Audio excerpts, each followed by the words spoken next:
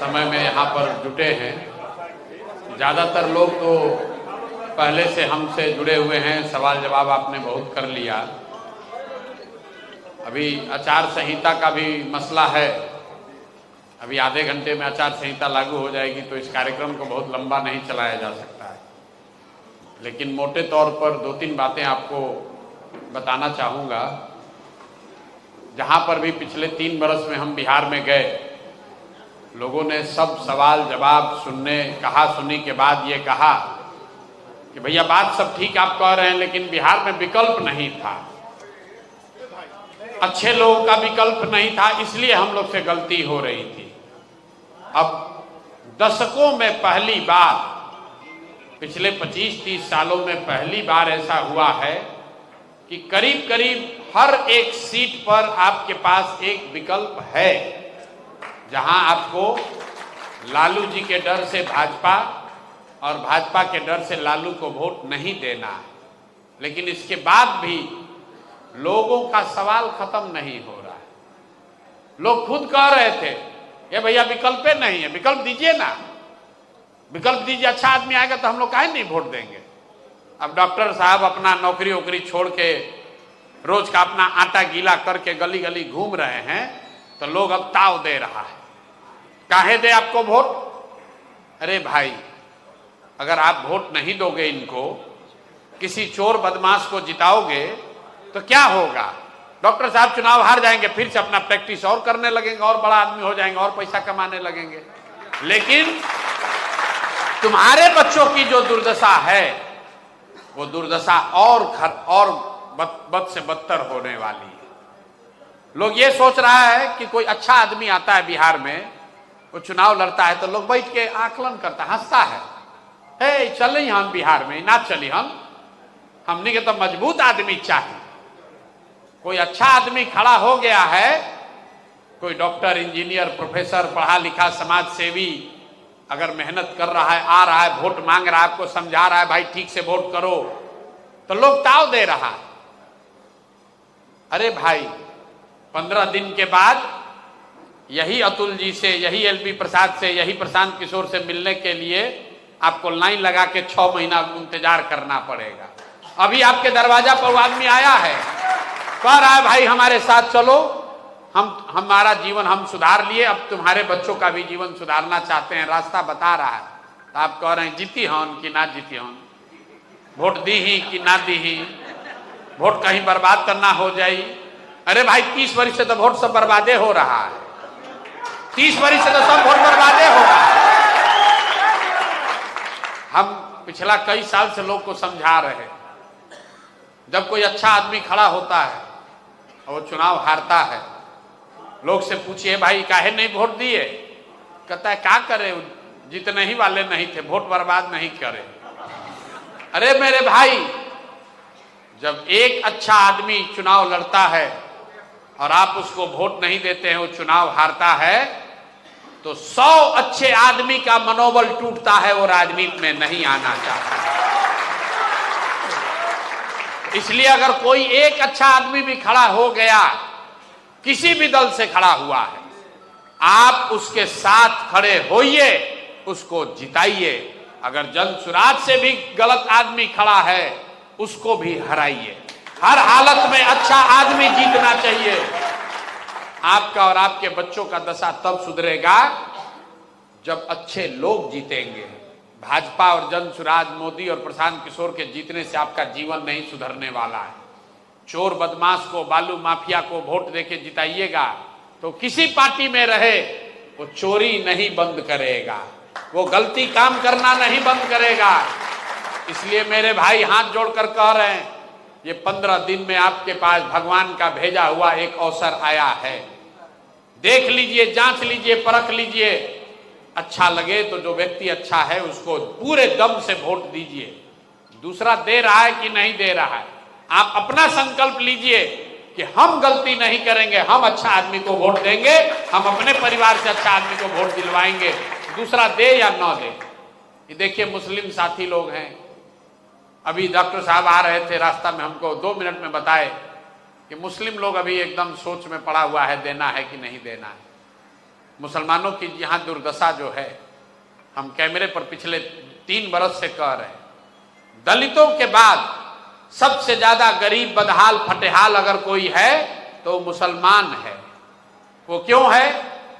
क्योंकि अब चुनाव आया, जब उनको अपनी ताकत का एहसास कराने का समय आया तो बन गए बंधुआ मजदूर। भाजपा का डर दिखाया और इनसे वोट लेके चला जाएगा। इनको अपने बच्चों की चिंता नहीं होगी, इनको अपने पढ़ाई की चिंता नहीं होगी, अपने लोगों के रोजगार की चिंता नहीं होगी। इसीलिए जन सुराज में हम कह रहे हैं कि मेरे भाई, दूसरे दल वाले मुसलमानों को कह रहे हैं कि भाजपा से डरो और हमको वोट दे दो, हम आएंगे तो तुम्हारी रक्षा करेंगे। जन सुराज कह रहा है कि अल्लाह से डरो और हक के साथ खड़ा हो रहो, सही के साथ खड़ा रहो, तादाद की चिंता मत करो। तादाद का चिंता करोगे, भाजपा से डरोगे तो जीवन में कभी भला नहीं होगा। यहाँ पर बहुत लोग बैठा है, सब भाजपा का वोटर, बहुत लोग भाजपा का वोटर बैठा है, ज्यादातर भाजपा का मोदी भक्त लोग ही है, हम जानते हैं। सब यहाँ मोतिहारी में भाजपा भक्त है। तो मोदी जी सहरसा में, मधुबनी में आए, कहे कि अब सहरसा से एक नया वंदे भारत ट्रेन चलेगा, नई वंदे भारत ट्रेन चलेगी सहरसा से, ताकि बिहार के श्रमिक परिवार के बच्चे आराम से गुजरात और महाराष्ट्र जा सके। जरा 1 मिनट को भाजपा के भक्त लोग, मोदी जी के भक्त लोग जरा 1 मिनट के लिए ठहरिए और सोचिए मोदी जी क्या कह रहे हैं। मोदी जी ये कह रहे हैं कि तुम्हारे बच्चे, बिहार के बच्चे जीवन भर मजदूर रहेंगे, वो ट्रेन पर चढ़कर गुजरात और महाराष्ट्र में मजदूरी करने जाएंगे।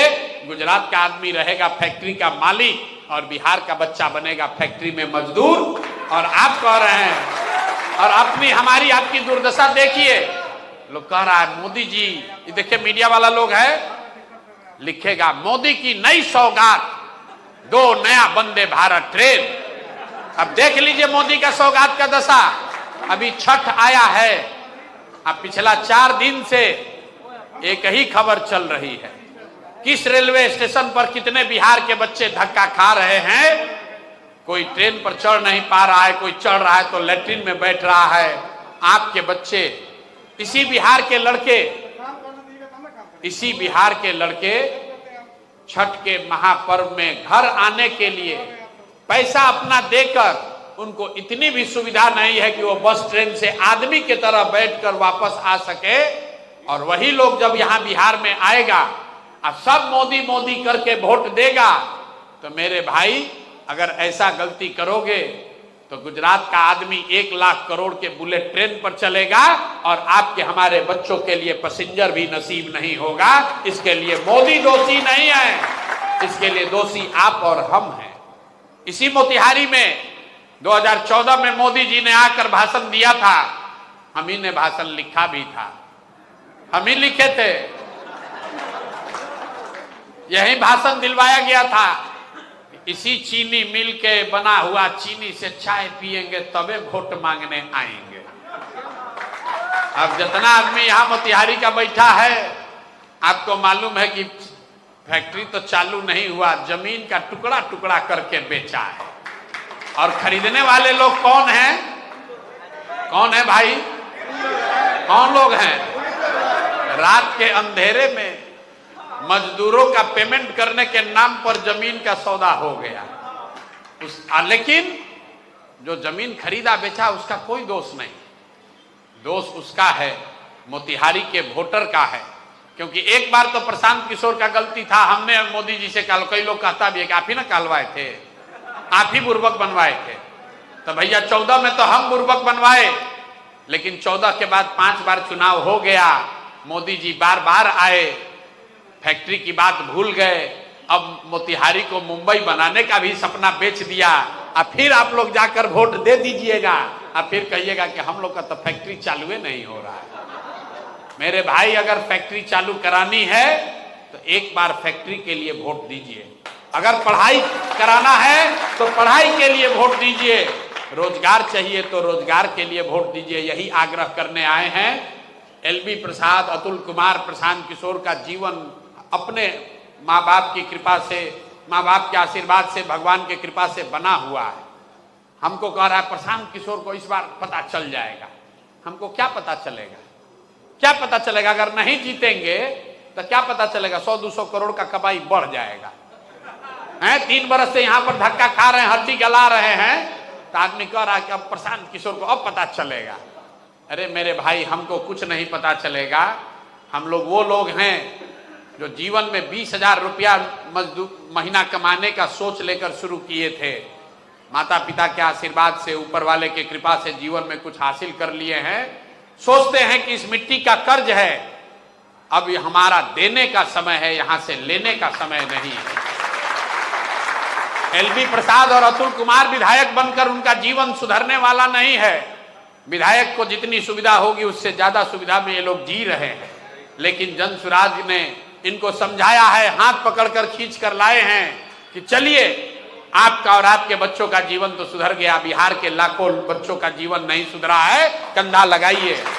अब आपकी हमारी जिम्मेवारी है कि इन लोगों का हौसला टूटे नहीं, इनको जिता कर भेजिए, तभी ये भ्रष्टाचार और कमीशन खोरी खत्म होगा।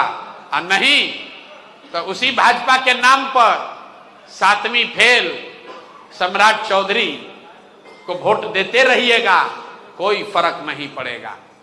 हमने कहा कि राजद को लोग खराब कहते हैं, हम लोग कहते हैं कि लालू जी का जंगल राज था, उसको हटाकर हम लोग भाजपा का अच्छा राज लाए हैं। इन लोगों का चाल चरित्र चेहरा, आज की भाजपा के नेताओं का चाल चरित्र चेहरा राजद से भी गया गुजरा है। तेजस्वी यादव 9वां फेल हैं, तो कम से कम कैमरा पर कह तो रहा है कि भैया हम 9वां फेल है। ये सम्राट चौधरी 7वां फेल कह रहा है कि हम डिलीट कर लिए। लोग पूछते पूछते थक गए, ए भाई मैट्रिक कब पास किए? कहता है एफिडेविट पे पढ़ लीजिए।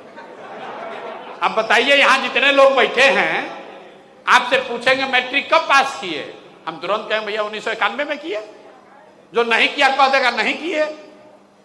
अरे भाई, इतना घुमा रहे हो, एक लाइन ये नहीं बता रहे हो कि मैट्रिक पास कब किए। नहीं किए तो बता दो, ये नहीं बता रहे हो। देखिए, आप अपराध की बात करते हैं, भाजपा के लोग, हम लोगों ने भी लालू जी के जंगल राज के खिलाफ सबने वोट दिया भाजपा को, एनडीए को। भाई लालू जी के जंगल राज के समय सम्राट चौधरी कहां थे? लालू जी के पार्टी में ही थे। और ये आदमी 1-2 हत्या का नहीं, 7 लोगों के हत्या का अभियुक्त है। कैमरे पर कह रहे हैं, डरते नहीं है। आरोपी नहीं है, आरोपी नहीं है, अभियुक्त है। जेल काट रहा था यह आदमी। 7 लोगों की हत्या करी इसने। 7 लोगों की हत्या के आरोप में जेल में यह आदमी रहा है। और जेल से ट्रायल नहीं चला, कोर्ट से बेल नहीं मिला। कोर्ट में फर्जी डॉक्यूमेंट लगाया कि हम 15 साल के हैं, तो नाबालिग होने के नाम पर यह आदमी छूट कर चला आया। और भाजपा की अंधभक्ति करने वाले लोग सम्राट चौधरी जिंदाबाद कह रहे हैं, और फिर कहता है कि बिहार सुधरता नहीं है। कैसे सुधरेगा? आपने दिल्ली में निर्भया केस सुना होगा। निर्भया के रेप कांड में 2-3 लोग इसलिए छूट गए क्योंकि वो नाबालिग थे। इसका मतलब क्या वो रेपिस्ट नहीं है? क्या उन्होंने बलात्कार का जघन्य अपराध नहीं किया है? ऐसे आदमी को भाजपा ने यहां बिहार में नेता बनाया है, और आप उसको नहीं देख रहे हो। विचारधारा के नाम पर भाजपा को आंख बंद करके वोट दीजिएगा, तो आपका और आपके बच्चों का भला नहीं होगा। मेरे भाई, इसीलिए कह रहा हूं, आप भाजपा के विचारधारा के मानने वाले हैं या राजद के, जन सुराज को मानने वाले हैं या कांग्रेस के, एक विचारधारा पर आइए कि सही आदमी को जिताइए। जो गलत है वो गलत है, चाहे आपके दल में हो, आपके घर में हो, आपके जाति का हो, आपके धर्म का है। जो गलत है वो गलत है, उसका साथ मत दीजिए। गलत का साथ दीजिएगा तो गलत ही होगा, कोई नहीं बचा सकेगा। बालू माफिया और भ्रष्ट लोग अगर जीत कर आएंगे तो उससे मोतिहारी का समस्या नहीं सुलझेगा। आज चीनी मिल का जमीन बिका है, कल जब बेतिया राज के अधिग्रहण का मामला आया था, अभी अध्यादेश सरकार लेके आई थी ना, बेतिया राज के जमीन का 1,50,52,000 एकड़ जमीन जिसमें चंपारण के बहुत लोग प्रभावित होंगे। आदमी भुला गया। 2 महीना पहले हमारे यहाँ आ रहा था, भैया जल्दी आवाज उठाइए, हम लोग घर बना लिए हैं।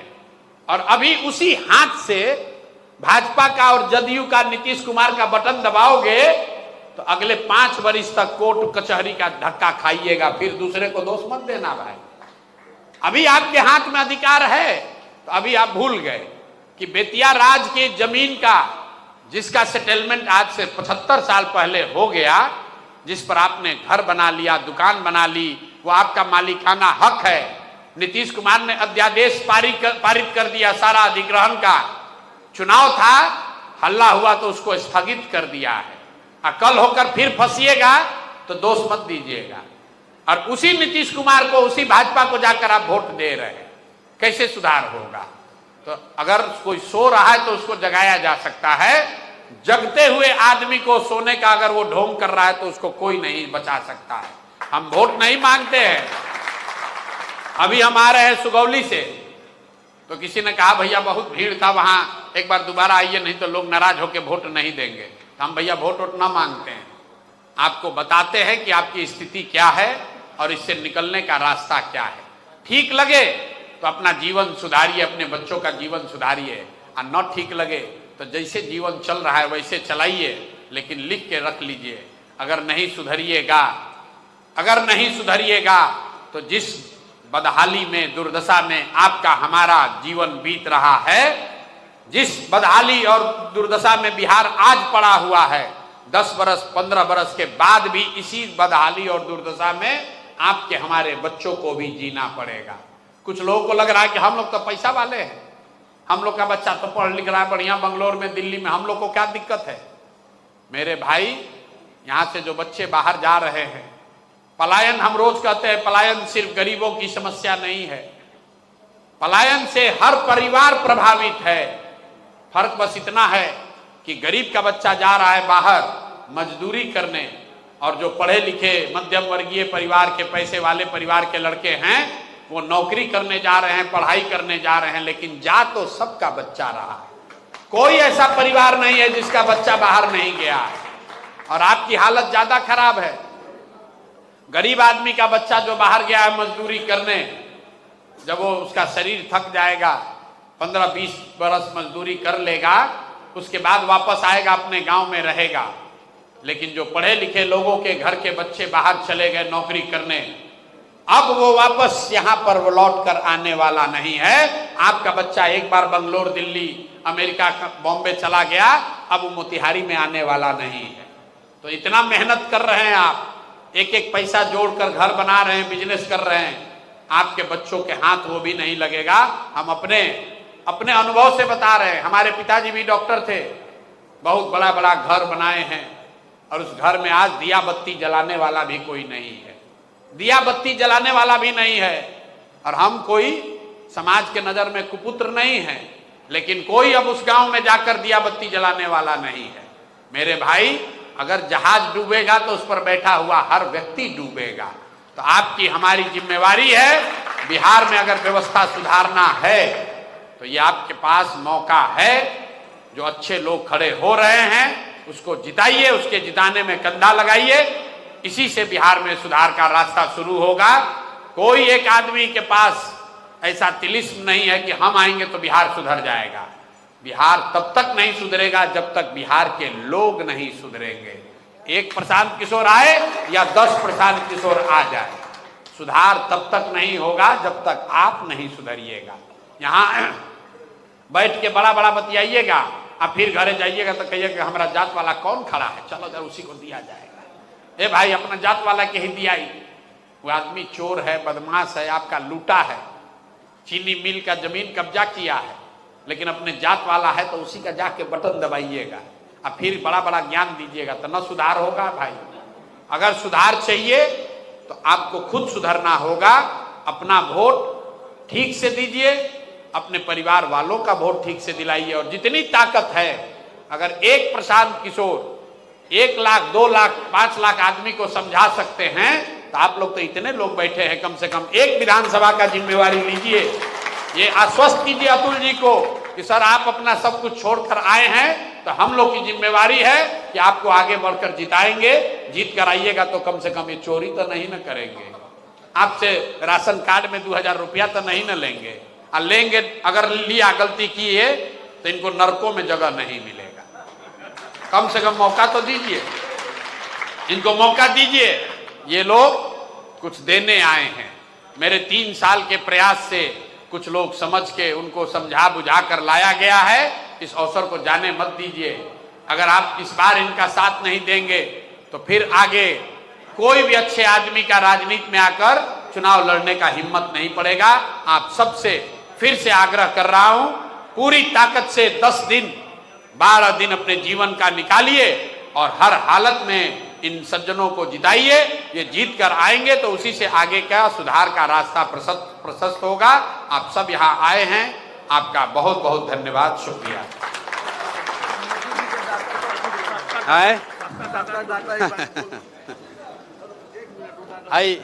एगो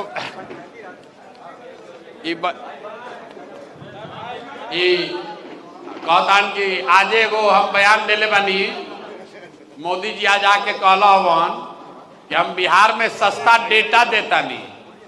तो उनका के हम जवाब देले बानी कि भाई हमनी के सस्ता डेटा ना चाहिए, हमनी के अपन बेटन खातिर रोजगार चाहिए, हमनी के डेटा ना चाहिए। डेटा नहीं चाहिए, बेटा चाहिए वापस।